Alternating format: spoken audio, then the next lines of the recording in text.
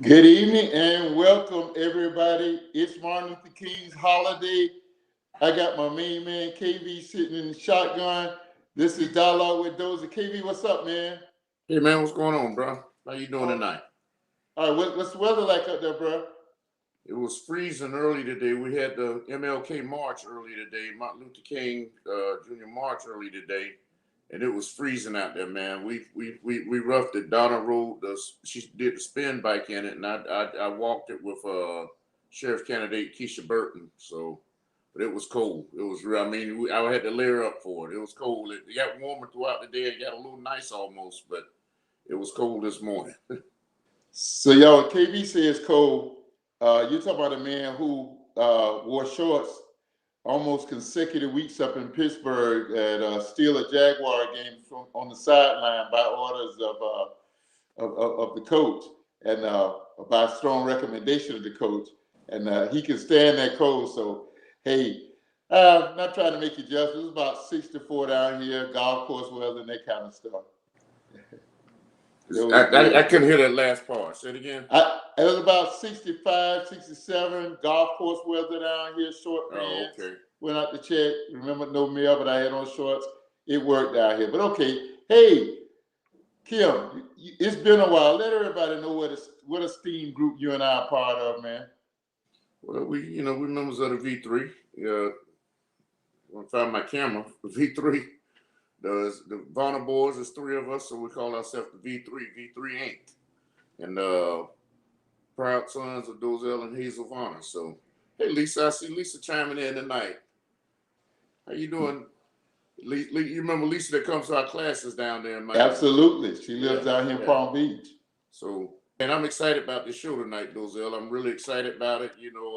Mr. Jones, I don't know if he knows how I feel about it. And his daughter and his son both know how I feel about it, but I'm excited. Then I chime in and I see the guests you got, our panel that you got on here with me, and that makes it even more excited. So I'm just excited about this show tonight. So, but you know what? Let's not hold it. Let's get right to it. Ladies and gentlemen, tonight, thank you all for joining us. We are looking at the relevancy of Dr. King's legacy today. And with us are three outstanding panelists. Mr. Quillie Jones, who actually, we're going to let him tell it. It's so much, we're going to just chop it up into small, short answer questions. Mr. Jones actually protested with Dr. King. He's going to talk about that in a second. Mr. Quillie Jones is with us tonight. He's like a father to Kim and I both. We coached and Kim played with Quillie, but we were always with Mr. Jones, one of the most supportive parents. He is a legend in Jacksonville. Our good friend Jeff Coester out of Indiana. We passed it in the same city before we moved down to Fort Lauderdale. We both came by way of Sterling, Illinois, and everybody knows Dr. John Allen Newman. We're so glad we were able to grab you and Kim away from the networks, the local TV stations tonight, to do the dialogue with us. Let's get right to it, y'all. Let's bring on our esteemed guests. Thank you all for being with us. Happy to be here. Thank you. It's an honor. It's an honor. Honor's all ours, Mr. Jones. It's all ours. Trust me. Yes, sir. Mr. Jones is accompanied by his beautiful daughter, Quinetta Jones, who is just assisting her father and just a real blessing. Yeah. And Jeff, I think all of our Facebook crowd, we're live on Facebook and YouTube. Our Facebook crowd pretty much knows, your family had a tremendous loss back near the end of the year. Our love and prayers go out to you, man. We just continue to hug you virtually through these Thank you so much. How you doing otherwise? We're doing good. We're just continuing to serve the Lord and trust in Him, and that's always a winning strategy. Good. Never fails, does it? He never fails. He's always good. Yes, sir. If we were in church, we say God is good, and the chorus will say All the time. all the time, and all the time. God is good. I got That's pastors right. out here at church. We do that all the time. All about that. Listen, we're getting right into it. Our sister Fern Quinn Kim, we're getting right into Fern O'Quinn. I'm sorry, we're getting right into our conversation tonight. Guys, what has your King Day been like today? What did he say? Family, what is your King? Anybody can just take that. What has your King Day been like today? Oh, I've had a day of reminiscence. Anytime this year come around and during the year, the Lord allowed me to reminisce about my past experiences with the movement. And I've had some interesting and challenging experiences during my 81 years on the earth. And the Lord has blessed me to be part of the movement for many years. And I always reflect on the experiences the Lord allowed me to have with Dr. King during this time of the year and other times that I was in the movement. So it's been a blessing. How about you, Jeff? What has it been like with you today, or this weekend?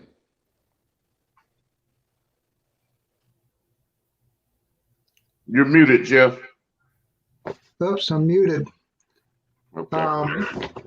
It's been an exciting day because I'm not here as an expert. I'm here as a learner and a student. And obviously, as a Norwegian American, my life experience has been different than yours. So I've spent my day studying and preparing for the program tonight, and it's just lifted me up all day long. So I'm happy to be here with you, but I also recognize that I'm here to learn from you and hopefully to be a blessing in return. Well, you got some heavyweights on here to learn from. Dr. Newman, just stay on because we're going to reflect on your day, your weekend, and how has been preparing the sermon and everything. What has all that been like for you this weekend, sir? Well, first of all, thank you, Dozell, for having me again on your great program. I mentioned on Sunday, though it was not the actual sermon itself, but the precursor to the sermon, I mentioned how oftentimes in death, people are recast and reframed in terms of the current consciousness. And all over the country and indeed probably all over the world, Dr. King's speech at the Washington Mall, where he talks about "I have a dream" at the very end, will probably be repeated nonstop. What they don't recognize is that was only a close he would sometimes use, and that was not the first time he used that. In fact, it was Mahalia Jackson who yelled up to him, "Tell him about the dream, Martin." And he heard her.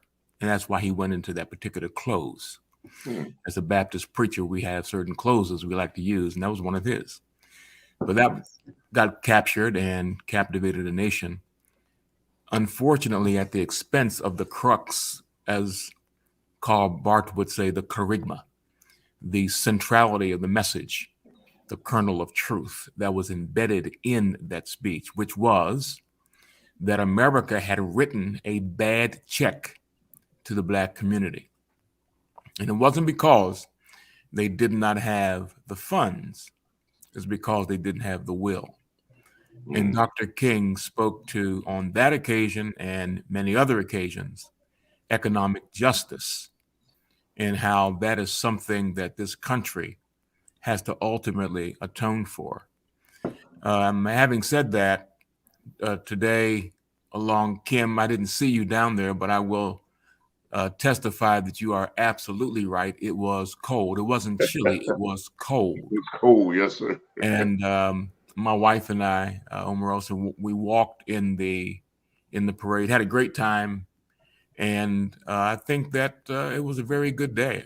I was very pleased to see so many folks who are lining the streets. I'm sure you saw that too, Kim. That came out in the cold with their children and grandchildren, right, just to witness this moment. So that was kind of my day today, and I would consider it a great day. What were your impressions from all that you took part in today, what were your impressions? You know, what were some of the things that left impressions on you from this historic day? Is that for me, Dozell? That's for Kim. I Oh, was Kim. just gonna Okay. ask Oh, Kim, 'cause okay. Well, I just, the day itself is special all by itself. Just the celebration for Dr. King is special all by itself. But for me, it's like Pastor Newman just said, just to see the people who came out and bared the cold weather, had their kids out there. The streets were lined, the entire march, the streets were lined, the whole entire parade, I should say. And I got a chance I was passing out literature for our sheriff candidate, Keisha Burton. So I got a chance to interact with a lot of people, and they were just happy to be there. They were aware of what was going on, the reason for the celebration. And I think it was just a great day. It was a great day, great way to start off my day anyway. I just got back in town last night. We came in late last night and we got up this morning. My wife actually was doing the spin bike riding on the back of one of the trailers that was being pulled. And so we both got up and buried it and went out there, and I'm glad we did. I enjoyed it. I really enjoyed it. I think, it is for the young kids anyway. Those young kids need to keep seeing this over and over and over again. They need to know who Dr. King is, and they need to know why we celebrate him. So ironic that Madam Producer tonight, our oldest daughter, your oldest niece, on the very first King holiday, was it 1985? We had the whole videotapes, and we videoed all of the events, and what a historic day. Both of our young ladies sat in and watched all of the events that took place and just soaked in the history. And of course, I think all of us were around. We knew Dr. King. We saw him in action, and we saw him all the way to the end. So I want to kind of ask us about one of the great tenets of Dr. King was there was a phrase that was coined, the beloved community, and Josiah Royce coined that phrase, and it typified what the world would be, what America would be when we would ever become a nonviolent post-racial community. And I just want to kind of throw this out to everybody, this question of, are we closer or farther from the beloved community? What do you all think, panel? Go ahead, John, I see you. Well, it's kind of like choosing to see the glass half empty or half full.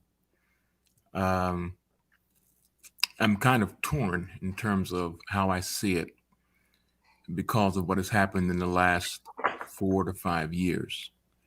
Our country was moving and progressing in what I would call a positive direction.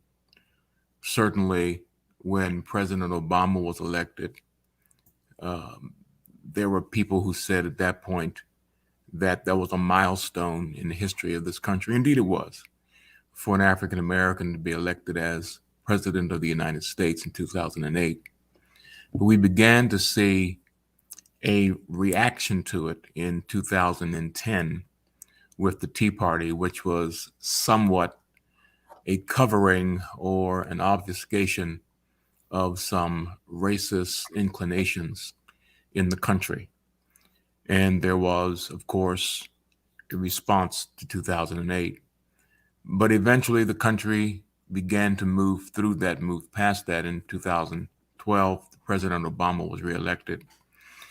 And the country was moving in a pretty progressive space. Same-sex marriage had become, the law of the land. So there's a lot of movement in terms of the country moving in a more progressive direction. And then the presidency of Donald Trump. And that presidency gave cover, unfortunately, to an element in our community that it always existed, but it never had the cover of legitimacy, particularly from the White House. Well, that cover was given. And we saw the culmination of that in January 6th with the insurrection and all this happened pertaining thereto. So on the one hand, you can say America is no closer because of what we're dealing with. On the other hand, what you may also interpret it as this country finally coming to terms with its original imperfection, which was actually a manifestation of greed. And that's another story for another time, but that's really what it was. Slavery was a symptom of greed. And so you could say, on the other hand, that the United States is finally coming to terms with who does it want to be? What does it want to be? And that jury is still out. Some would say that we'll come out of this seeing the egregiousness of the last 5 years and say, this is not who we want to be. Or we will succumb to a cancerous infection injected into the bloodstream of our body politic, and America will no longer be what it was. So it's hard to say at this point. Mr. Jones, what do you think? Are we closer to or farther away from the beloved community? You've heard Pastor Newman's take on that, a very incisive, comprehensive look at that. How do you feel about that? Are we closer to or farther from the beloved community? I am in agreement with Dr. Newman. We have allowed a man of ignorance to take the advantage of what the Lord has blessed us to do over the years. And we have been passive a lot. Instead of being reaction, we've been passive. Donald Trump has been the fellow who plays on people's intelligence and the weakness intelligence. And we saw that taking place initially in Carolina. And we understand we have to react to some of the ignorance and the negative that's displayed in our life. I never known for the Lord to enjoy anybody being passive. And a lot of us have been passive. And Donald Trump has taken advantage of our passiveness. And we, as a people, have not been as vocal and reactionary as we should be.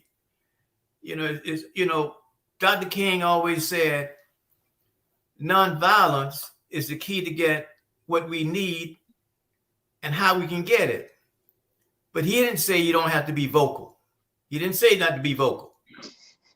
And we were vocal. We didn't fight back, but we express ourselves through marching, in meetings, sitting in, praying in. But we have allowed a person to come along that didn't like anybody that looked like us to program those persons who he wanted to make them express what he felt. As you remember, in our reading, his daddy did not like anybody that looked like us. And that being the case, he inherited his attitude toward us. So I think it's beyond what we think it may be, but I think we have to call a spade a spade. Jeff, can we? I think we've heard a pretty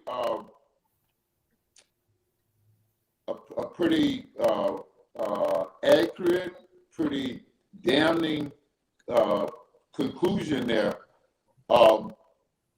Can we be closer to the beloved community? Were we there in 2016? Were we the beloved, getting closer to that beloved community? Or what do you see as far as moving to what Dr. King saw and prayed for, that beloved community? that he said, and I have a dream that all of God's children, black men and white men, Jews and Gentiles, Protestants and Catholics, we will join hands and sing that freedom song of "Oh, free at last, thank God Almighty, I'm free at last." Is that are we close to that? Or if not, what do we do to get back there? Well, let me read this first because I think the average person may not be familiar with the term beloved community. This is from the website from the organization Mrs. King established in Dr. King's honor. It says Dr. King's beloved community is a global vision in which all people can share in the wealth of the earth.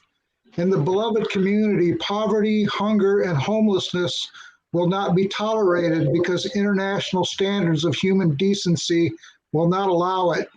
Racism and all forms of discrimination, bigotry, and prejudice will be replaced by an all-inclusive spirit of sisterhood and brotherhood.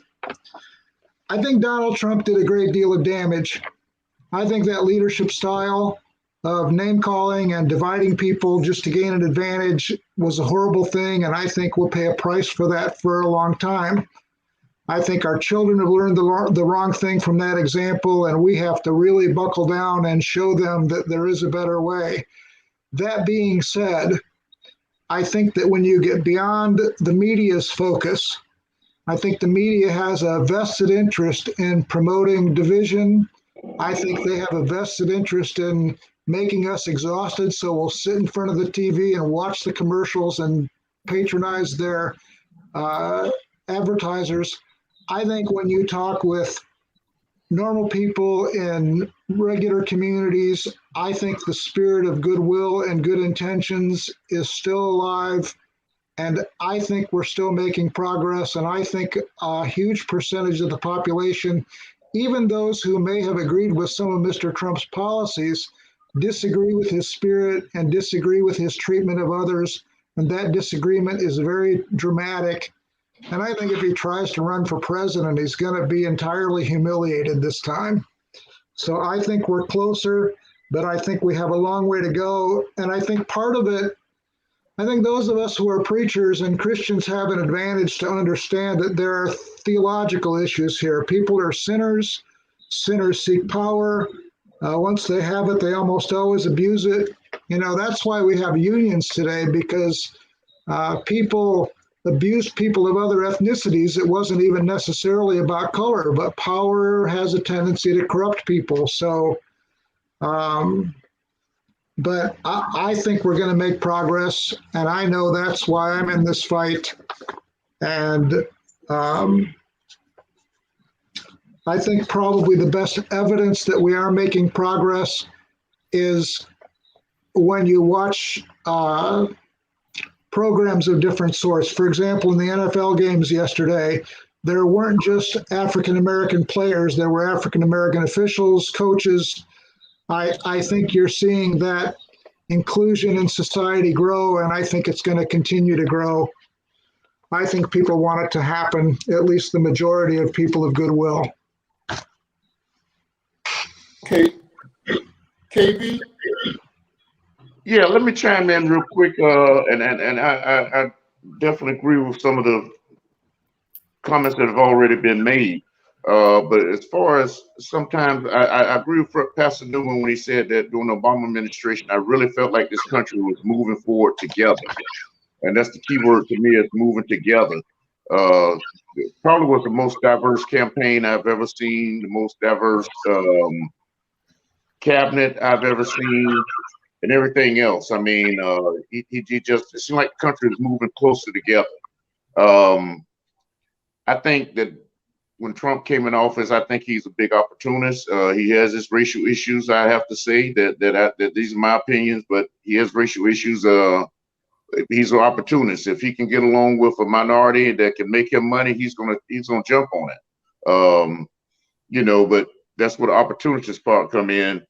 But I definitely feel like we started moving backwards once he got in office.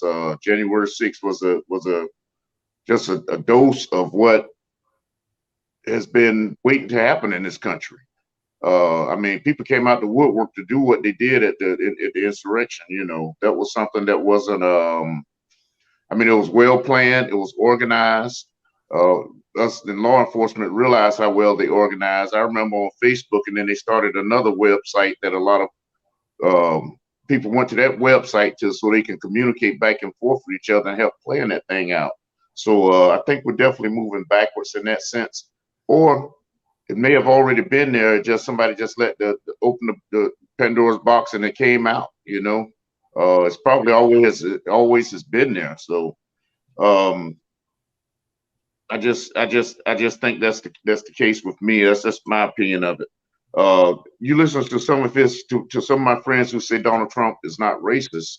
You listen to some of his campaign speeches, and during the campaigns when people would protest or somebody walk in and protest and throw them out of here. I wish we could do them like we used to do them. You look at some of his campaign rallies and you see blacks, Mexicans, people of color getting spit on, people slapping women, men beating up on women and everything. You know, I don't think a real candidate would stand for that, but Donald Trump did. So I just think that, and I hope Pastor's right that if he runs again, he'll be humiliated. I hope that there aren't more insurrectionists waiting to come out and support him, that there are more good people waiting to make sure he doesn't get back in office. So, Father, can I comment on something that Jeff said? Jeff made a key reference. When Jeff mentioned the media, we have allowed the media to control the narrative. I recall the days in the movement when the media did not support us. We dealt with the media.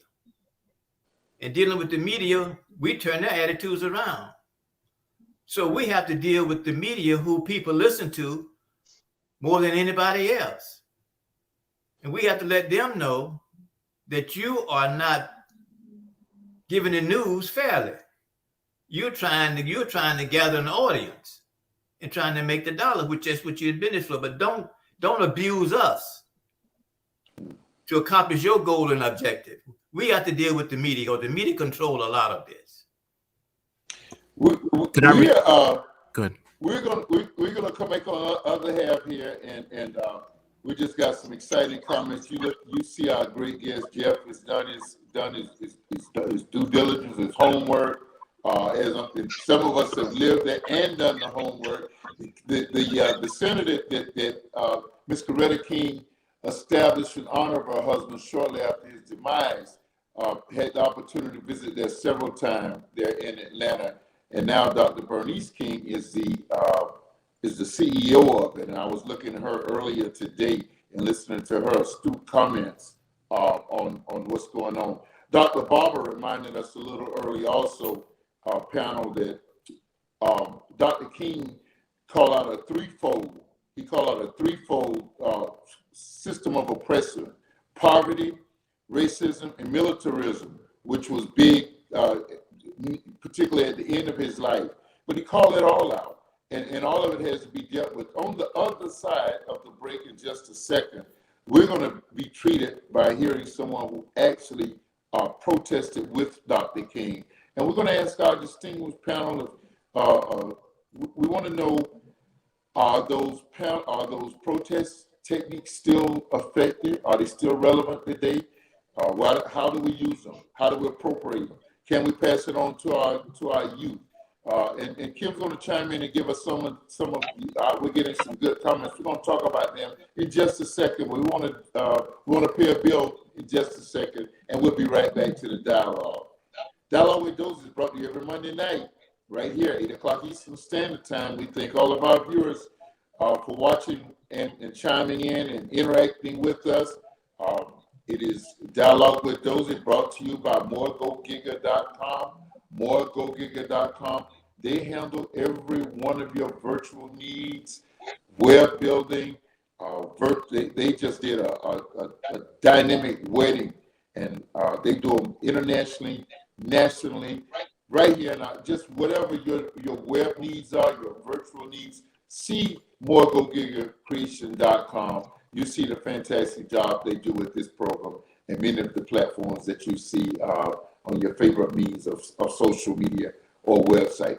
We also like to express appreciation to the great work that Jeannie Albar is doing with Showering Grace or showeringglory.org, where they have buses that are shower buses where they park in predominantly homeless populations, and they give a brand new start to our brothers and sisters who may not have, who have met misfortunate times. So go on their website, check them out, donate to them, and help make their work easier.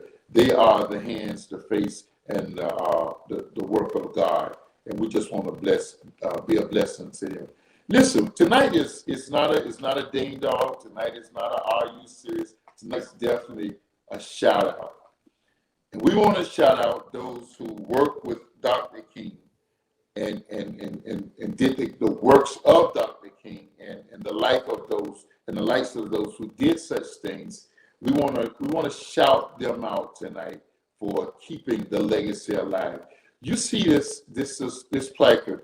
You see a Rainbow Coalition. You see a beloved community. You see all genders, all races, all orientations, all religions. That's what Dr. King was about. That speaks of the beloved community. And because of the love that was in his heart, he was able to garner this group of people and many like them to take part in the protests across the streets of America and help to affect change and make some laws, even though they're trying to return back that we're enjoying right now. You also see Doc and a very young Reverend Jesse Jackson. You see them walking after being released from jail. We shout Dr. Jesse Jackson out. Personal opinion, one of my heroes, personal opinion, Jesse could have gone to a more radical fringe of the protest organizations, but it was the love of God that this preacher saw in the heart of Dr. King, and that's what caused him to gravitate to it and to embrace the nonviolent social protest and that method. And of course, he's gone on to do great things. And also, still with us is Reverend Andrew Young. Reverend Young and Jesse Jackson. There's a very young picture of the two of them. We shout you out, sir. You're well into your 90s, but we thank God for the legacy you've done. You've been the mayor of Atlanta. You have helped to enhance the economic realm of that city. Just taking on some of the things you learned by being a lieutenant of Dr. King and even being a senior mentor as a colleague to Reverend Jesse Jackson. We're so grateful for you and all that you do. They inspired a group of young leaders.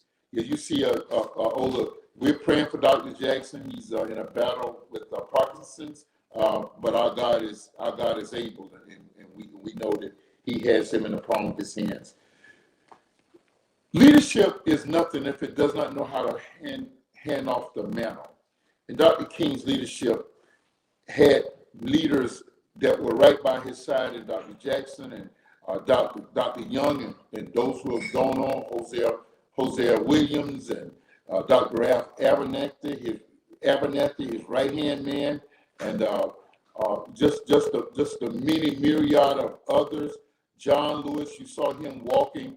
He's telling us even today from the grave, he's shouting out, go get in some good trouble. He was blooded and made one of the greatest sacrifices ever known. We have one who made another sacrifice with us. He's going to talk about it shortly. On the Edmund Pettus Bridge there in Selma, Alabama, fighting, ironically, for voter rights. But leadership is nothing if it does not inspire the youth to follow in the good trouble and do the good things. Reverend Al Sharpton is one of those. He has a platform now with one of the networks, and he is propagating through his own organization. And he was a youth leader. In fact, he was inaugurated as a youth leader in one of the Operation Breadbasket sites in the Brooklyn, New York area on the day that Dr. King ultimately was assassinated. And he is a voice now.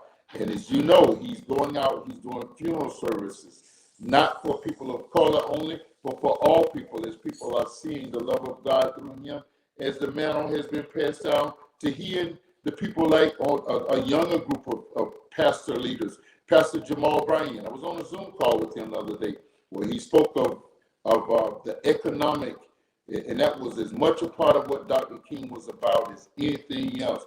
He was a part of that economic outreach, and Dr. Bryan is now going around and leading cities to pull together black malls. People of color are coming together with malls, and they're not doing them on predominantly black sides of town, but they're doing them in downtown metropolitan areas with the group talking about doing one in the Wynwood area here in Miami. Leadership has been inspired by the love and the words and the actions of Dr. King and those like him, and also his children who made the ultimate sacrifice, losing their father as he gave himself to the world, answering his call of Almighty God to be a drum major for justice and a liberator par excellence. You see them there at the gravesite of their parents, and not with them is Yolanda King, who went on to glory several years earlier. Martin King Jr., his daughter, who is quite a prolific speaker, has the name Yolanda, named after his older sister. Dexter, named after the Dexter Avenue Baptist Church there in Montgomery, Alabama. And of course, Bernice King, who is the leader right there on that site at the King Center. And of course, they say behind every good man is a good woman.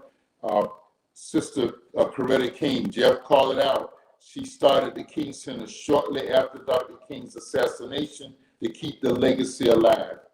We shout out all of you, and we couldn't call everybody's name. We didn't have everyone's picture listed, but we shout out everybody who is about trying to bring about the beloved community, who is trying to bring about the ways of God, where all men, black men and white men, came together, women, children, all people, all faiths, all regions, all religions have come together to be the beloved community that Dr. King speaks of. If you're doing that, we shout you out right now. KB, go ahead and talk to Mr. Jones and our panel. Let me. I don't want to, Mr. Jones. We appreciate you coming on. I had the honor a couple of weeks back, January the 1st. I guess it's a little longer than a couple of weeks back. January the 1st, I had the honor. My sister sitting there with Mr. Jones. Cornetta hit me up and said, "Kim, they honoring my father. We'd love for you to be there. He's family to us, so we're all family. His son and I were best friends. Quillie Jones was best friends. So, she gave me the invite, and of course I went. And it was the Lincoln Douglas Memorial 159th Emancipation Proclamation Association celebration. President of that is Dr. Williams, David Williams, who's a friend of mine as well. But they had this program at Edward Waters College, and they were honoring Mr. Jones. My wife and I went to the program, and when he received this award, he got up and he spoke. And I was unaware that Mr. Jones, all these years I've known him, I met Mr. Jones when I was in 6th grade. His son was in 5th grade, and that's when I met him. And he was when he spoke the other day, I just was amazed. I mean, I didn't know Mr. Jones was involved in some of the things that he was involved with. And then after I spoke with Sis a little bit further, she shared some other things with me that she did some research on him. So I'm just amazed to have him here tonight. I thank you for coming. Mr. Jones, I'm going to turn the mic over to you and let you just share some of the things that you talked about at the program. You gave a great introduction of your background at the program, I think, and I'm going to let you just introduce yourself through that, and then we'll have some questions we can all chime in and ask later. Well, I want to thank the Lord for allowing us to be here. Dozell, it's been many years. many years. The last time I remember you and I being together is when Quillie and Kim was playing a game, and one of the coaches left, and I had to be your defense coach. I don't know if you remember that day or not. It was very cold. And y'all keep in mind, that was when I was in 6th grade, and I'm 59 years old now, so that was a while ago.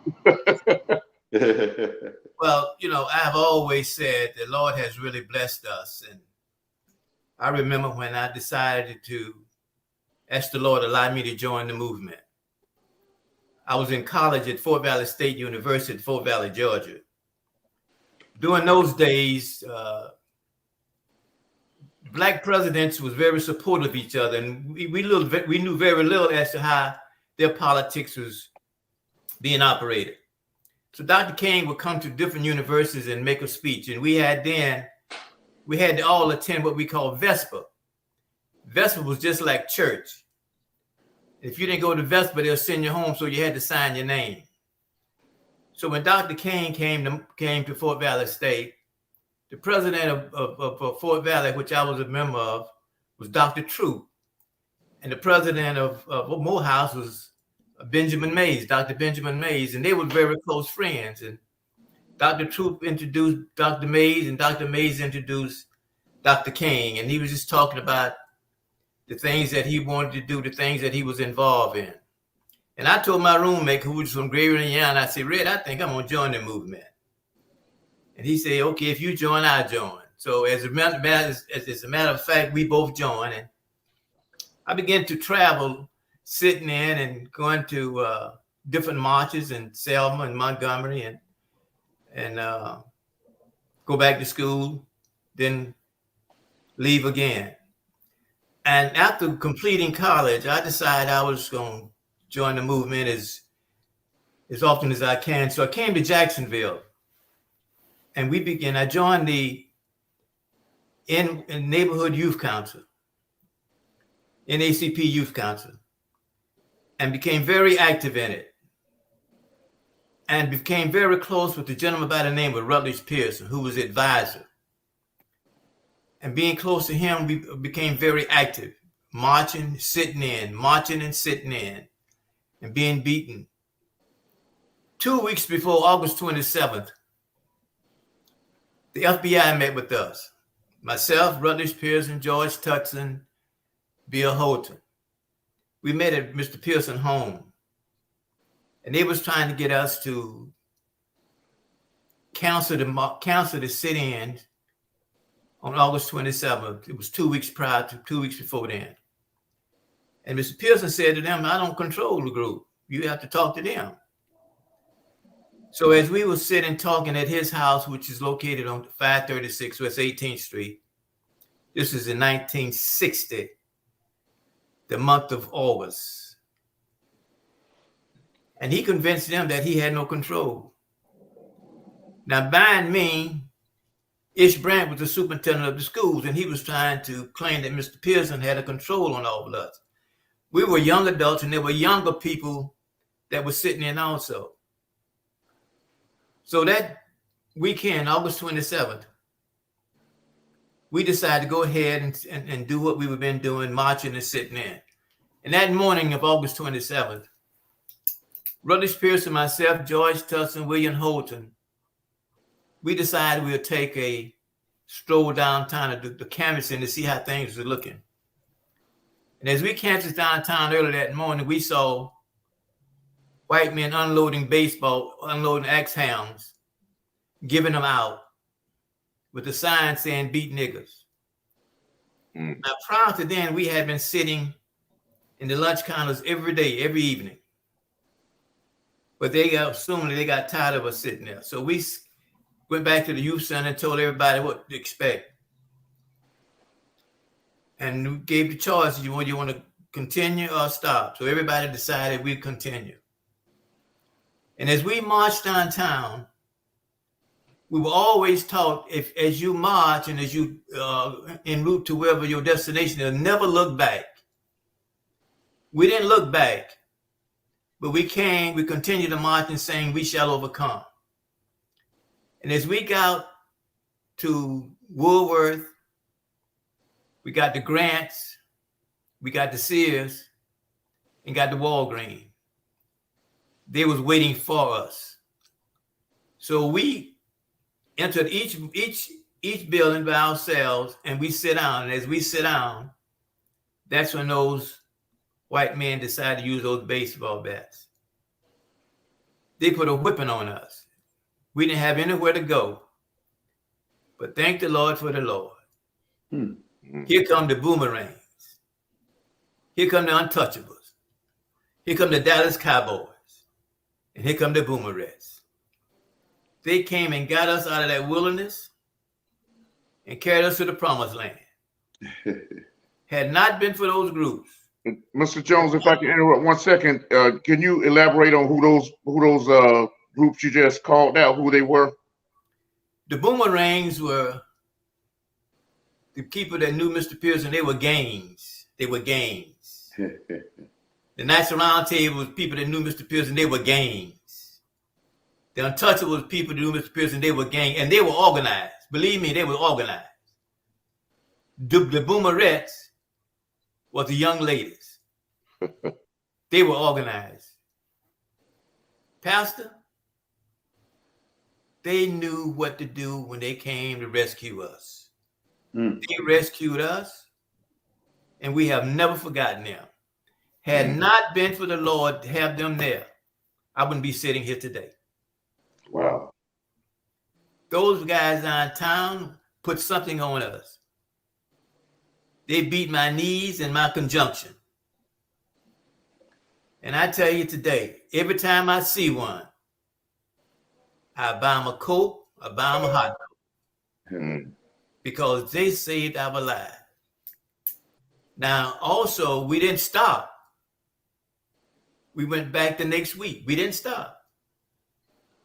And what happened then, the Chamber of Commerce decided that they wanted to do something.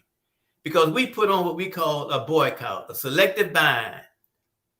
A selective buying did not, if we said boycott, they would want to sue. So we put on a selective buying campaign, which means that we didn't want anybody to purchase downtown. And thank the Lord, they did not purchase downtown. So the Chamber of Commerce decided they wanted to come together and sit down and talk. So we had a meeting at the Chamber, and we brought all professional Black men in who knew how to negotiate. You know, we didn't know anything about negotiating. We knew what we wanted, but we didn't know how to sit at the table and tell them how to go about organizing it. But we had people that would help us with that. That was the most unique experience I've had, and we didn't stop there. And of course, a couple of weeks later, they put us in jail. John Santori was the judge. He charged us with unlawfully assembly. Wow. We didn't touch anybody. We didn't speak to anybody. But the mere fact is that we march, we sit in, and we were controlling the narrative of shopping and spending money. And that's one of the reasons why we are where we are here today. We learned this. Economic dictates your destiny. Economic dictates your destiny. Yes. Believe me when I tell you, those dead presidents, people respond to them. They respond to dead presidents. So that's the kind of synopsis of where we came from. There were a lot of us involved. A lot of us involved, and the Lord allowed us to sacrifice a lot. And He blessed us and protect us. Mr. Jones, speaking of sacrifice, knowing you from my young adulthood, childhood, young adulthood, I never knew that you were that you know, we knew that you had an injury. I never knew that was a sacrifice from what we now know as Axe Handle Saturday in Jacksonville. And I don't think many of us knew that, and that needs to be known. That people, this generation needs to know that there was a price paid for us to have it as well as it is now. Yeah. You have a permanent body injury from standing up for us back in those days. And that's something. That's awesome. Dr. Newman, how viable were Dr. King's? We just heard Mr. Jones talk about, you hit these companies in their in the knee pads, in their knees when you start taking money out of their pockets. How viable were Doc's methods of protest? How viable would they be today? Well, selective patronage campaigns are always effective. The problem today is such a diversification and at the same time interconnectedness of media and corporate America, we mentioned, I think Brother Jones mentioned about the influence of media. Media love controversy. And because of that, that's what sells. And usually the appeal is to the emotions so that people will emotionally patronize their products. And when the media is not necessarily seeking truth, but seeking a version of it that fits a narrative they've already committed to, it's hard to break through that. And so the greatest challenge today in terms of selective patronage is that there's such a diversification of media and in corporate America. Back in the day, there were not as many companies, and when they were targeted, so to speak, there was more of a concentration. Today, because of the proliferation of media and social media particularly, it has broadened the playing field or broadened the populational metrics to even gather or galvanize people in a coalesced effort to pinpoint a particular company. Now, it can be done, but the reality is the methodology has to be somewhat different today. Companies can very easily, for instance, rebrand themselves when they go through a bad patch. We've seen companies do that. And one thing that they basically count on is that the American electorate has a short memory. And so eventually they believe that there'll be a different news cycle, something else will happen, it'll move off the front pages, and it'll go away. But I'm not suggesting that selective patronage doesn't have its benefits, because it still does. But it has to be of such an egregious nature that it cuts across almost all demographics, socioeconomic stratification, and deals with something that is foundational to the human heart. For instance, though this was not a selective patronage campaign, but to make my point, George Floyd, that cut across so many different spaces that it galvanized literally an entire world. That's a rarity. That's a rarity. We've seen other persons who have been killed egregiously, Ahmaud Arbery, for instance, but there was not a worldwide reaction. It's almost like there's only but so much oxygen that causes can take up. And then when that happens, it's almost exhausted. Like you can't get back to that level of coalition or cooperation. So in some ways, we have to kind of wait on history or make history in that something happens so egregious that it brings people together. And I also want to say something else too that was mentioned earlier, that I do agree with my fellow pastor that there is goodwill in the country. That really is not the issue, in my view. That goodwill existed in Dr. King's day as well. But Sir Edmund Burke said that what it takes for evil to exist is for good people to do nothing. Yeah. So you can have goodwill, but if goodwill is not actionized or actualized, if goodwill is not put into the marketplace where people act it out, if it's something that's just felt and it's visceral, but it's not really something that gets out into the mainstream and is acted upon, things don't change. So it's not just having the right feelings, but it's the right feelings supported with the right actions. And I also agree that the majority of this country is not what's being portrayed right now, but they're going to have to feel something so visceral that they decide to get out of their comfort zones and come together and deal with whatever needs to be dealt with so that change can take place. Jeff, what are you learning tonight? What's sticking? What's making a point with you We got Mr. Jones. We're going to ask him again some things about, he actually, you heard him say, and we're going to ask him, dig a little deeper into some of the experiences he had with Dr. King. But what are you learning? What's sticking in your mind tonight that you can take back to your those who you give leadership to? Pastor Newman just said, there really needs to be something that moves us to action. I hadn't really considered how much more difficult it would be to create an atmosphere where selective patronage would make a difference. But I think what I want to say about all that is there were other habits of Dr. King that would still be very effective today. One of them is that he really understood the arguments from both sides. You can really hear in his speeches that he knew how to appeal to what other people were thinking. And then Dr. King was about the hard work too. A lot of people may love the camera and they may love publicity, but I was reading today about Dr. King bringing before the UN in 1965. Let me see if I can find this. The International Convention on the Elimination of All Forms of Racial Discrimination.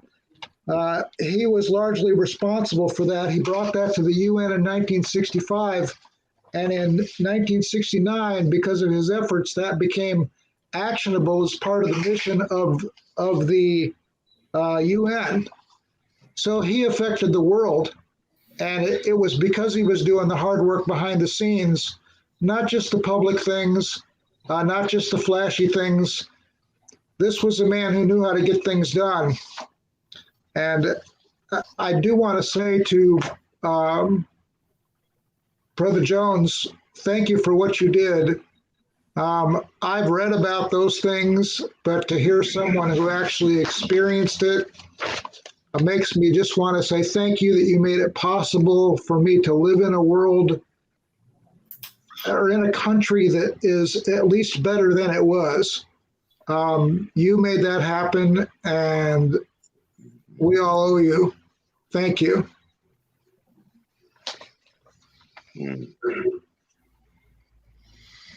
So, those if you don't mind, I have a question I'd like to pose to our guests. With and it's one of the questions that we had intended to ask tonight about: would the nonviolent protests be effective in today's times? And but I want to add on to that with our youth, without them being able to learn about slavery, because they don't teach it in school anymore. A lot of stuff they don't teach in school anymore. So a lot of kids grow up, they don't know it unless they have parents who discuss it. They have mentors or gentlemen like who are on our panel tonight who can share their stories with them. They don't hear about how rough it was for blacks back in the earlier times. So they don't know what we had to come through. They don't know Mr. Jones what he went to go through to make it possible for us to sit at account. Little simple things like that. Do you think that my question for the guests is: do you think that the nonviolent protests will be effective in today's time?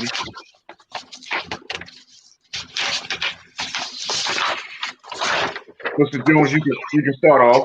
Yeah. Kim, I always say yes, it can work. But see, in order to be effective, you got to be dedicated. Mm-hmm. You got to be dedicated to the proposition of not lifting a hand or returning a lick. You can. You get more attention, more results being passive when you are demonstrating, when you have a goal and trying to get an objective. Fighting back, you aren't going to be able to do that. But I think we can be as effective. Mm. And see, the thing was and it is, we learned a little better, a little more. I would say a boycott selective buying can be as effective today as it was yesterday. You see, politicians are in office because corporate America sponsor them. See, when you have stores like, for an example, JCPenney's, Walmart, Saks, Saks, those stores and companies, Pepsi's and Coca-Cola. You see, if we ever decide that we aren't going to shop at those stores, we'll get results. Mm-hmm. We got to sacrifice. Got to sacrifice. You cannot let those people in Congress not pass this bill and we sit on the sideline and grumble. We got to make a decision what we want to do with that next generation. And we got to sacrifice for that next generation. Stop drinking Cokes. Stop drinking Pepsis. Stop shopping at Walmart. Guess what? We be like E.F. Hutton. They'll listen. Believe me when I tell you, they'll listen. Yes, sir. You're right. They are sponsoring those people in Washington who saying no. Mm. You know, ironic. It's ironic, Kim, and you, Mr. Jones, highlighting that what Jesse Jackson kind of put in the forefront is economic violence. It was a matter of economics that took Dr. King back to Memphis in April to do a march that had gone violent, likely with the uses of agent provocateurs who had gotten in to make it like that. And so Dr. King came back to show that they could march and it could be a nonviolent procedure. And it was for the striking garbage man. If you can remember the image of them wearing the signs that says, "I am a man." It was economic violence. It was economics that Dr. King pushed. And I was listening to Bishop Barber saying earlier today, guys, that the economics cannot be separated even from the voting rights issue. It's not, and we're going to get you all out of here. We know we're over the hour. We're going to get everybody out in just a second. But it's not a racial, the voting rights thing is not just a racial. It's 45% of Americans whose rights are being disenfranchised. And that represents people who are the lower at the end of the socioeconomic status. And that's where the fight has to be. When Mr. Jones is saying we got to boycott these companies and we got to be committed to it, that's spot on, because that's exactly what has to happen, because corporate America sees that. If you don't believe me, ask the Montgomery bus lines. They saw that. They came to the table. They brought, as we were called back then, colored people back to the table. They brought us back.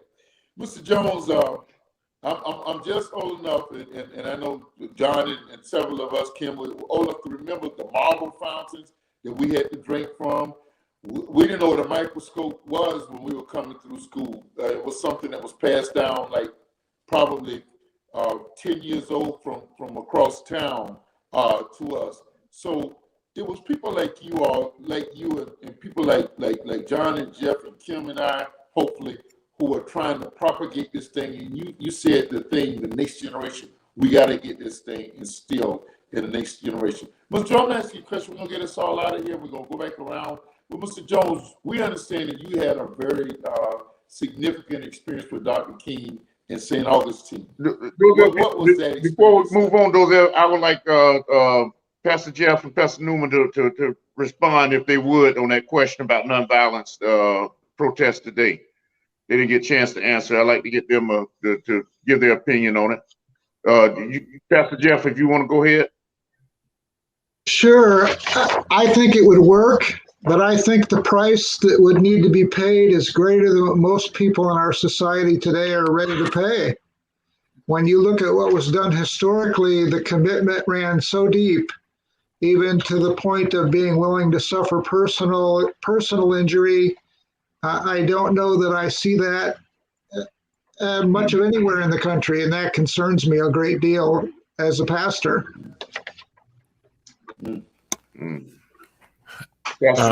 Yeah, I would echo those words as well.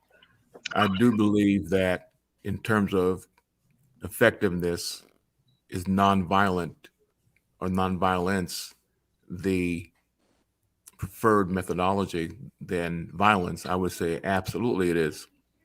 But it's important to also understand there's been such a disconnection within our community that it may be challenging today to be able to coalesce people around a cause that they feel so visceral about, so gut level about. And maybe it is the Voting Rights Protection Bill, John Lewis's bill, that might be catalytic, but something has to be catalytic. Something has got to strike a flame. Something's got to trigger the community into coming together for a common cause. But whatever the action would be, it would have to be nonviolent. And Dr. King oftentimes spoke of the power of love. And we have a tendency, I think, in the culture today to see love perhaps not as strong as hate, because hate is so blatant and so aggressive. But love is the most powerful weapon in the world when it's really actualized. But unfortunately, we have, and some of it's generational, we have generations who have not really understood Dr. King's message. They don't know much more than I Have a Dream speech. And as it's been alluded to, parents are going to have to take the responsibility of informing their children as to what the struggles were. The Jewish community is very, very keen on making sure that every Jewish child knows what happened in the Holocaust. And they don't care that people say, well, why don't you just move on and get over it? They don't care. They're going to teach their children. Amen. And one of the things that we have not done is the same. Yes. And in order to, there are building blocks, put it this way, there are building blocks to an effective movement. And it's almost like in construction, a critical path, that if you don't have these things in place first, your building is not going to be sustainable. It won't last. And some of the foundational critical pieces we need in our community are missing, beginning, unfortunately, in the home. When Dr. King was marching, we were all gathered around televisions. I can remember going to Baptist Temple on Broad Street and hearing Dr. Martin Luther King for myself. So, I have memories from what I was taught when I was a child. We watched it together as a family. I'm not so sure today, with hundreds of channels available, that if there was something truly egregious going on that affects our communities as a whole, affects us as a whole, I'm not so sure that there would be families like in my day early on gathered around the television watching. I'm not so sure. So I think we have to concede to the reality that we are living in many ways in a very different time. I think that's just the truth. What's your thoughts on it, Dozell? Well, I'm reminded today in listening to, I think, Reverend Al speaking on one of the morning shows. He talked about the attacks that Dr. King was coming from the left and the right, even within the Black community, because there was that element that felt that nonviolence was not making the headwaves that needed to be made, or not quick enough, fast enough. So I do agree. I'm like Jesse Jackson and my brothers on the panel. You have to commit to it. You have to commit to the concept of nonviolence. Dr. King said it was nonviolence, non-existence. But I just kind of felt that during the 60s, the Almighty let a lot of things take place to bring America to its collective consciousness, and I'll leave that there for the sake of this. I think that I agree with everybody on the panel. I take bits and pieces from everybody on the panel. Mr. Jones, I agree with you that it possibly could work today. It's just going to take a lot of discipline, a whole lot of discipline. Pastor Newman and Pastor Jeff said, the youth today just don't, and it's because they're not taught certain things. They don't know their history. It's very important for us to know our history, for anyone to know their history. And if you know where you came from, it's easy to get to where you're trying to go.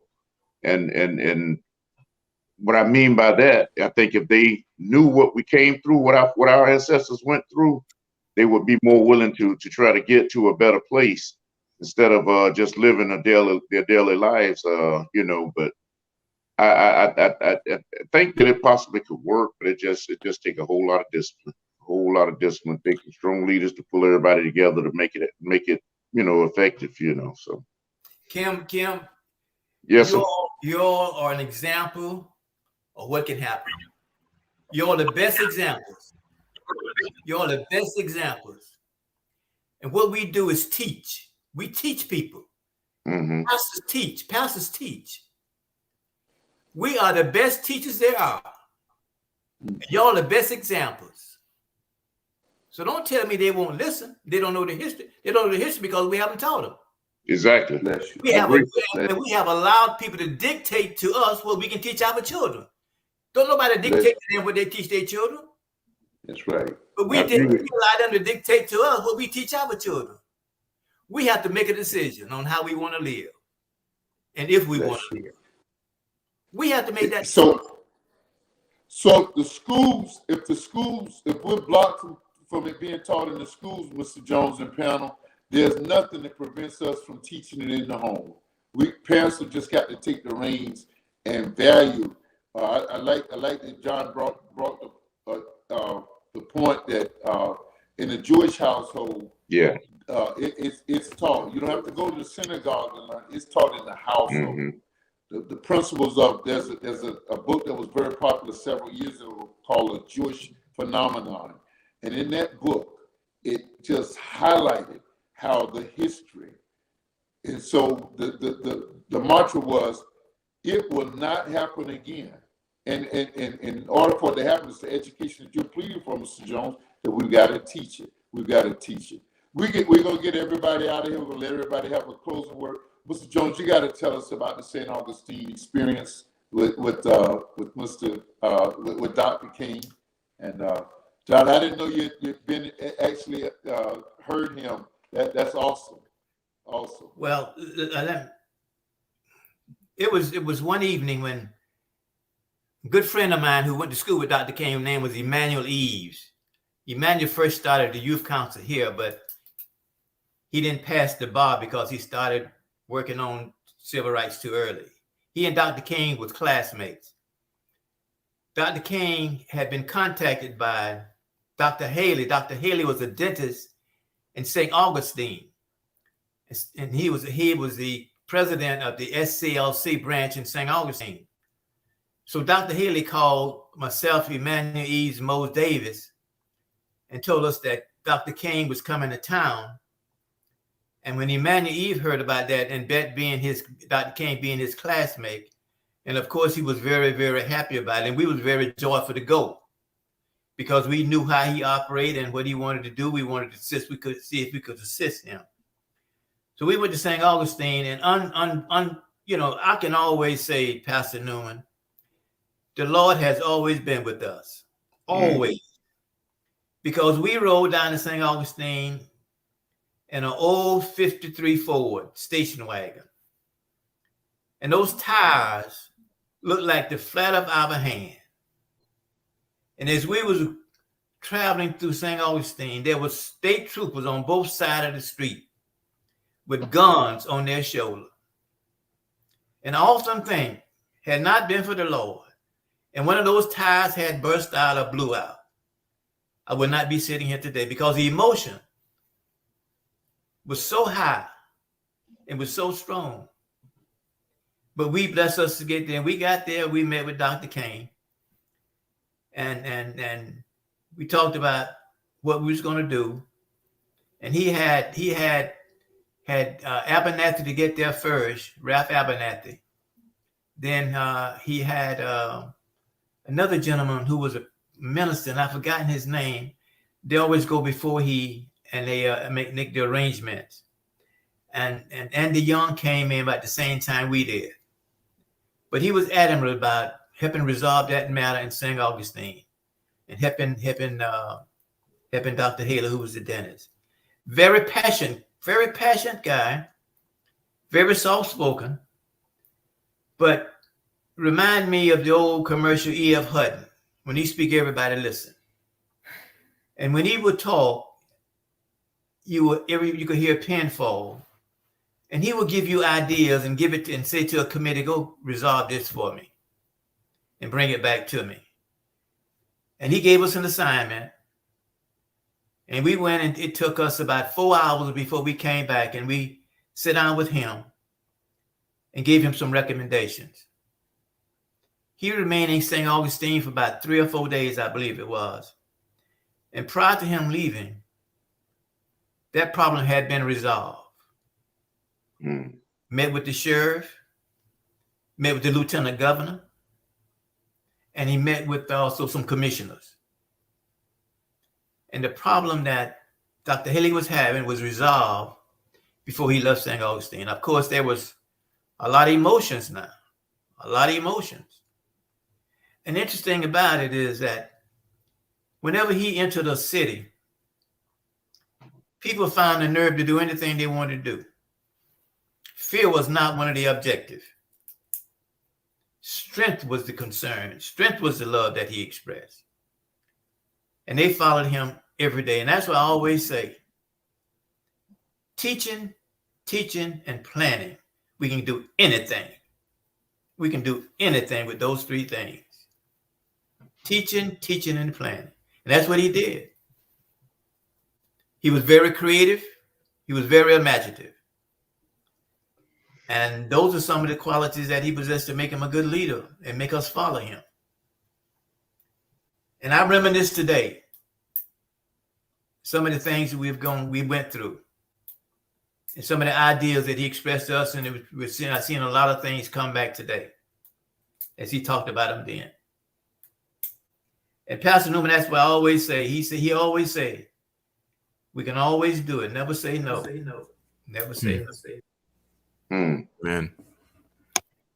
You know, we have a very intelligent young lady sitting in on our panel with us today too. Cornetta, if you have anything you want to add in, you need to chime in.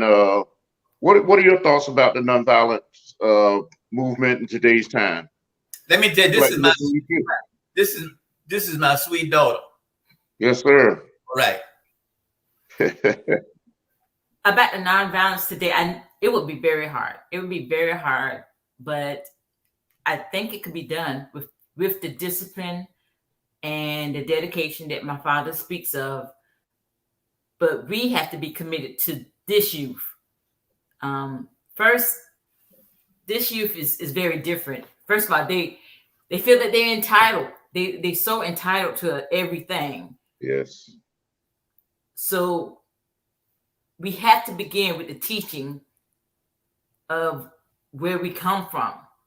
And a lot of our parents or younger parents, they don't even know themselves, because again, no, it's not taught in the school. So a lot of people have depend on the schools to teach our youth, and that's not fair. It's up to us. The stories that I've learned from has always come from my home.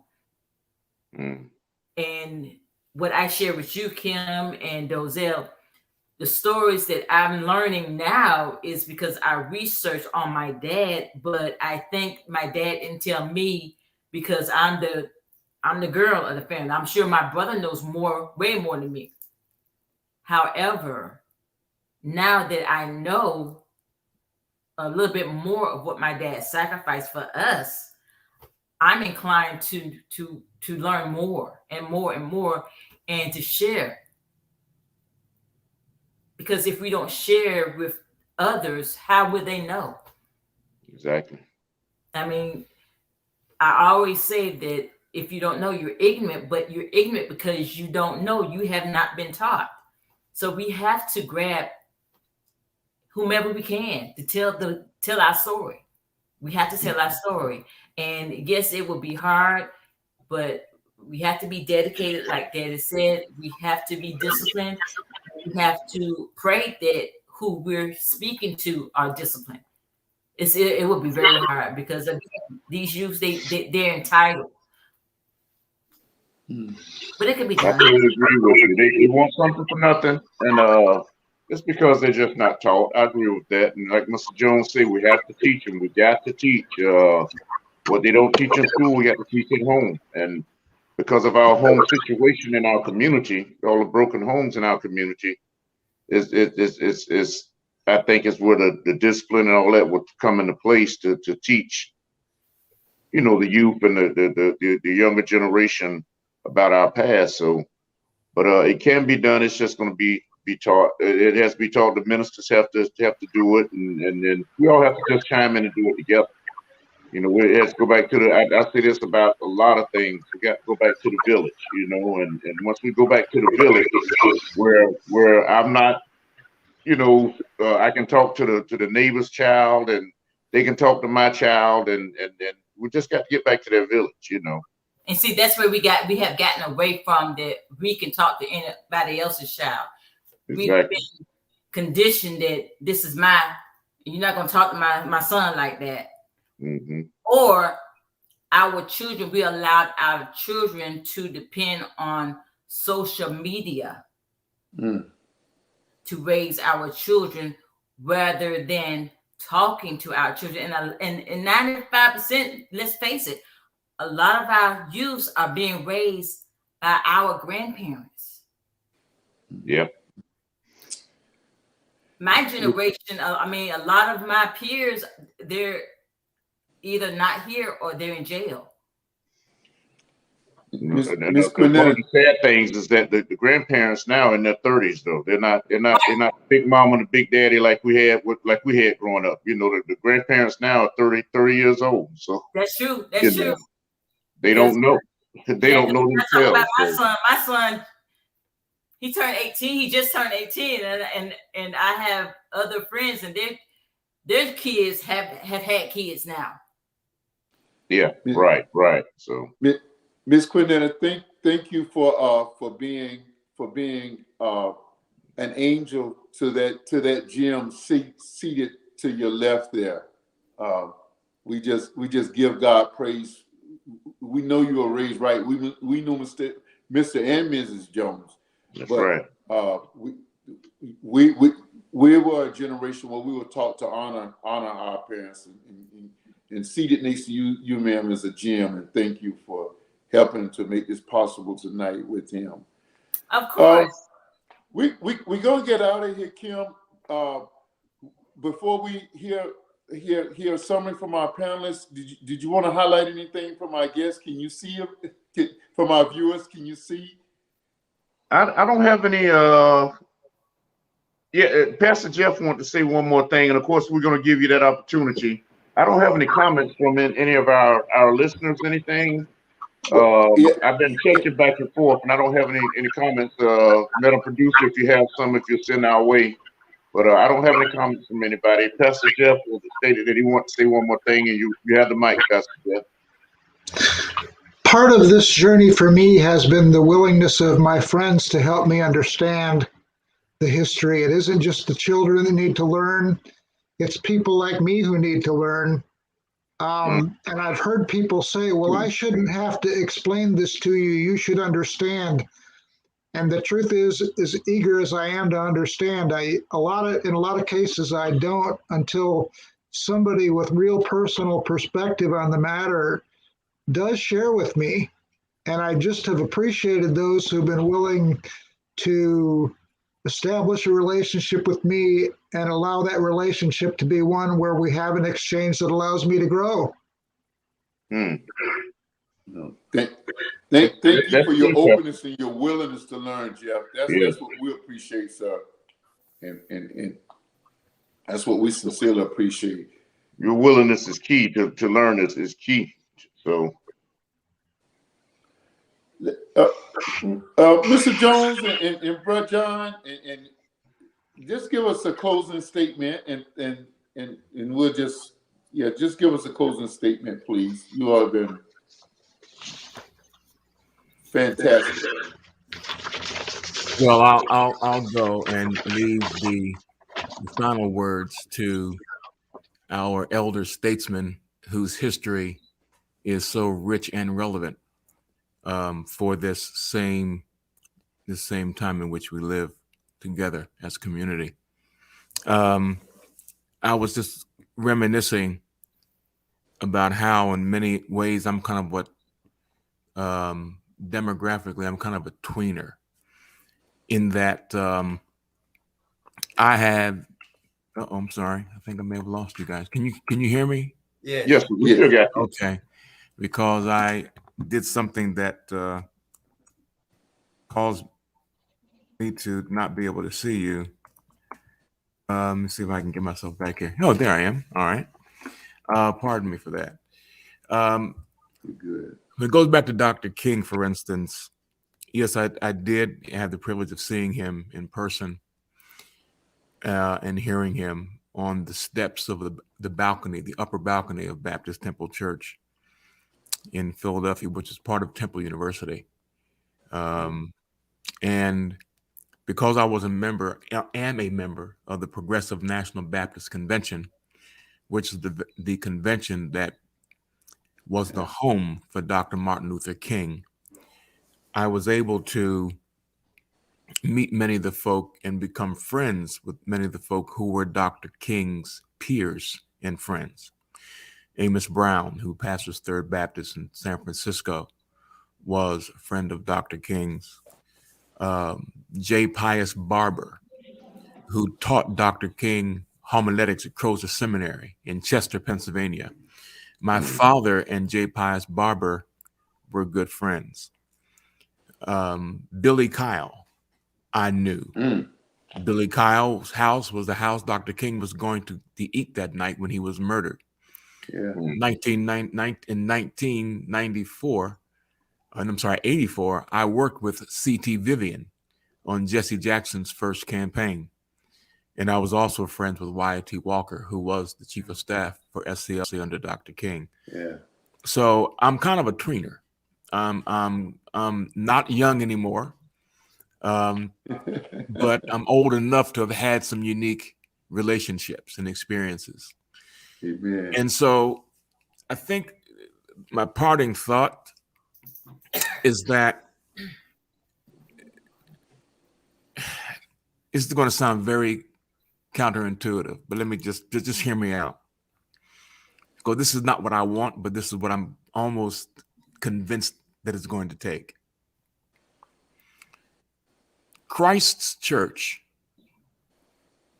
and parenthetically, I see it in Pastor Coates's background. I see TDNT behind you, which is Theological Dictionary of the New Testament. I would love to have some conversations with you offline about some theological stuff, because I can see the tools you use, which are similar to the tools I use. But the church grew under persecution. And without the persecution, the church would not have grown. It would have probably died as a sect or branch of Judaism. But because it was persecuted, it scattered. The church had a diaspora. And because it did scatter, the gospel scattered and the church scattered. And one of those places where it did scatter to was Alexandria, which was one of 4 major theological centers, which was based obviously in Africa, which is why Tertullian and Chrysostom and Augustine were all African bishops. So Africa has a tremendous theological footprint on the Church of Jesus Christ. But I digress. The point I'm making is that one of the things that happens with our community is that we benefit when persecuted. Benefit how? We come together. We find commonality. We find synonymity of purpose. We recognize that divided we fall and united we stand. And so while I don't want this to happen, maybe Congress acting so un-Congress-like and acting so much out of political bipartisan or partisanship that we can't get something as simple as the protection of voting rights as we should have. But I'll say this, as I said to someone today during the march. So what are we going to do if they don't pass that John Lewis bill? I said, we will adapt and we will overcome. Yes, sir. That's what we're going to do. It's Yes. not the end of the world. Yes, sir. Because we've always done, from slavery to civil rights movement, Yes, we sir. have found a way to flourish. Yes, So sir. I'm not worried as far as that's concerned, because we will overcome this, and it's going to be a fight. But if it's a fight worth having, and if we're afraid for that fight, we won't make it. But I believe there are enough of us, maybe tweeners like myself, who've got 1 foot on one side and 1 foot almost on the other. Yeah, yeah. And we know it's possible because it is. And with God, all things are possible. Amen. Yes, sir. And so I just think that we're living in a very interesting time. But am I disillusioned? Sometimes I am. But I always keep hope, because the thing we cannot live without is hope. Yes. So I'm hopeful, yet I'm at the same time realistic. But I believe that for such a time as this, Dr. King's legacy is still important and relevant and real, and something we ought to still guide our lives by. It works. Yes, sir. Yes, sir. Thank you, God. Brett Jones? You know, Pastor Newman, you gave a good closing, Pastor. Not as good as you, Quillie. I know, you gave a good closing. I know how pastors can come. I know how you sit back and win the cup. We can deliver it, I'm telling you. Oh, tell me about it. You know, this has been the most rewarding experience I've had in a long time. And as Pastor Newman was talking, I began to reminisce about my good friend, Mega Evans, who was at my house the weekend before he died. He came to Jacksonville and spoke for us, the NACP, at a mass meeting, and was telling us how he's treated, how all of us were being treated in Mississippi. Stayed at my house all day Saturday and spoke that Sunday evening. And when Pastor was talking, and we asked him, how can you handle it? He said, I don't give up. I give out. Yes, sir. And Kim, Yes, sir. Roselle, Yes, sir. pastors, the Lord allowed him to speak at St. Paul Church on 13th and Merle Avenue Sunday afternoon. He caught a flight out of here Sunday night and was killed time he got home, assassinated. Mega Evans was the state president of the NAACP for the state of Mississippi. Mississippi. Great man, good man. And I agree with what Pastor says. Dr. Newman, I agree with you. Don't faint. I agree with you. Yes. We can do it. And you know, by them not passing and voting on this bill, it's going to wake us up. The Lord has a way of getting our attention. You know that, don't you? Yes, sir. Yes, sir. Yes, sir. I've enjoyed it. It's been most rewarding. And thank the Lord for allowing me to be with you all. And I thank you for the experience. And God bless you. Thank you for my daughter. Thank my daughter for being here with my right hand and helping me. Amen. Get the day. Amen. Thank the Lord for it. Amen. Pastor Mr. Jones, I have to say that from speaking to Cornetta the last couple of weeks or whatever, since your program, she is, and I know you already her hero, but she has learned some things about you through researching and all, and she shared some of that stuff with me, and she is just so proud of you. I know you already know this, but I got to say she is so proud of her father that, you know, we have conversations about it, and I'm proud of you as well, you know, so. Thanks Yes, the Lord. sir. Yes, Thank sir. the Lord for you all. I appreciate you all. Yes. Thank you. Pastor Jeff, did you get a last word in? I did, but maybe it would be fitting to close with these words of Dr. King's. Darkness cannot drive out darkness. Mm, Only light can do that. yeah. Hate cannot drive out hate. Only love. Only love can do that. Yeah. Yes. That's right. Yes, sir. Thank you. Thank you, Doctor. Yes, sir. Thank our guests so very much for coming with us on this very special night. We're going to close out in a special way. Facebook licensing requirement kind of prohibits us from playing. And a lot of Doc's speeches have been licensed as well. It should be for the sake of the family and the King Center. So we're going to close out a little differently. Kim's going to do As I See It. We want to remind you, Dialogue with Those is on 8 to 9. We're brought to you by moreGoGetItCreations.com. And we'll be back next week. We're going to do a Hot Button Monday. We're going to do a sports trivia. And then over in February, we're getting right into African-American history. We'll look at entrepreneurship, education. We're going to look at having a political voice. We're going to look at things from a theological outlook. That you all asked a question tonight about Dr. King's legacy and nonviolence. We're going to look at all of those things during the month of February. We're going to close out in an enjoying fashion here. Kim, how do you see this, man? Well, I see it that I really enjoyed tonight's show. First of all, we had so much knowledge on this show tonight, man. From Pastor Jeff to the bands he dropped on us. Pastor Newman always bringing it, and Mr. Jones.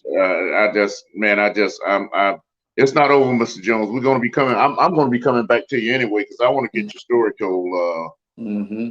Sis and I've been talking about trying to get your story told as much as we can and getting your voice heard as many times as we can get it heard. A lot of people need to hear that story. I wrote down several things tonight from today's show. First of all, I want to acknowledge Fern, one of our listeners, who said that, you know, she's learned a lot from Dozell and I. Fern is a older white lady that I met through Facebook. And some of my comments I put on Facebook, she asked me if she mind if we can come and sit down at a table and talk. And she had some questions she wanted to ask me. I said, sure. And we sat down and talked, and we've been family ever since then. But the way I see tonight's show, Mr. Jones talking about the economics, that's huge. I mean, that's what I took away from your speaking when you received your award that day, the economics and spending our money. If we don't spend our money in certain places, when you hit somebody in the pockets, they listen. So that's one of the dimes I took away from tonight's show. Another thing was let's see if I can read my writing here. One thing about Trump winning the presidency, and it kind of bounces back off of what Pastor Newman said earlier. But when Trump won the presidency, it kind of let us know where this country is. So I'm not discouraged by insurrection. I'm not discouraged by people that support him. I think that it kind of let us know because we got to move forward together. It's not a black issue. It's a us together issue, and we got to move forward together. So I think Trump winning presidency, and I've heard Dozell say this before, that it kind of lets us know where this country was at, and now that we know what we need to do to heal. So. I'm not going to take up any more time, but I think that's the way I see it. Okay. I want to acknowledge the comments of Mac. He said, absolute power corrupts absolutely. My son, Henry Glenn, said, I believe that we have reaped all of the benefits from Dr. King and forgot how to stand and go in the direction that was before us. And then Lisa, and a lot of Lisa's comments had to do with the recent tragedy over in Dallas. Well, could have been a tragedy this weekend when she said, I wish we could have lived in that beloved community, and attacks on synagogues and anti-Semitism have escalated. And of course, our producer weighed in and just said, she simply said, we thank you, Lord. That was the response. Was we were saying amen live, and she responded, we thank you, Lord. And my dear sister Susan Seawright says, good point, Kim. Love and have missed y'all always having hearing your guests. We'll be back and watch the replay. We're so grateful to have the guests that we have. I want to just end the night. We can't do it. The licensing on Facebook kind of prohibits what we can do. But as a kid, I did this, and I just want to just leave us with a word from Dr. King. This was delivered on April the 3rd, 1968, Memphis, Tennessee. I left Atlanta this morning. As we got started on the plane, there were 6 of us. The pilot said over the public address system, the Dr. King is on the plane, and to be sure that all the bags were checked, and to be sure that nothing would go wrong on the plane. And we had to check out everything carefully. We had this plane protected and guarded all night. Then I got into Memphis, and some began to say the threats, or to talk of threats that were out. What would happen to me from some of our sick white brothers? Well, I don't know what will happen now. We've got some difficult days ahead, but it really doesn't matter to me because I've been to the mountaintop and I don't mind. Like anybody, I like to live. Longevity has its place, but I'm not concerned about that now. I just want to do God's will, and He's allowed me to go up to the mountain, and I've looked over and I've seen the promised land. May not get there with you, but I want you to know tonight that we as a people will get to the promised land. And I'm happy tonight. I'm not fearing any man, for mine eyes have seen the glory of the coming of the Lord.